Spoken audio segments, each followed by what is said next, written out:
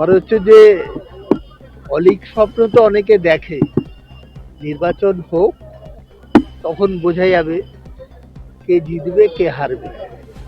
আগামী 19শে জানুয়ারি বারাসাত কাচারি ময়দানে আসতে চলেছেন তৃণমূল কংগ্রেসের সর্বভারতীয় সাধারণ সম্পাদক অভিষেক বন্দ্যোপাধ্যায়। আর তারই পরিপ্রেক্ষিতে বুধবার বিকেলে বারাসাত হেলাবরতলা মিলনী মাঠে তৃণমূল কংগ্রেসের পক্ষ থেকে এক সভার আয়োজন করা হয়।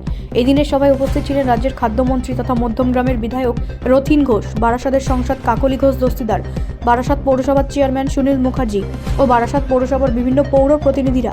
এদিনের মঞ্চ থেকে মূলত একটাই বার্তা দেওয়া, আগামী 19শে জানুয়ারি যে বারাসাত কাচারি ময়দানে অভিষেক বন্দ্যোপাধ্যায় আসতে চলেছেন বিজেপির বিরুদ্ধে রুখে দাঁড়ানোর জন্যই এদিনের এই সভার আয়োজন করা হয়, এমনটাই এদিন মঞ্চ থেকে বার্তা দেওয়া হয়। আবার হচ্ছে যে অলীক স্বপ্ন তো অনেকে দেখে, নির্বাচন হোক তখন বোঝা যাবে কে জিতবে কে হারবে। তো আগাম ভেবে রেখেছে, কেন দলের কর্মীদের চাঙ্গা রাখতে গেলে এই ধরনের উৎসাহ দেওয়া ছাড়া ওনার কাছে আর কিছু নেই। আমি বলি কি, আগে নন্দীগ্রামটা ঠিক রাখুন, তারপর বারাসাত। ধিক্কার জানাবো, কেননা এই সরকার অশিক্ষিত কেন্দ্রীয় সরকার এবং অশিক্ষিত ইলেকশন কমিশনার কোনো রীতিনীতি মানছে না। মানুষকে বিরক্ত করা, উত্ত্যক্ত করা, এটাই একমাত্র ওদের কাজ। তাই ধিক্কার জানাবো।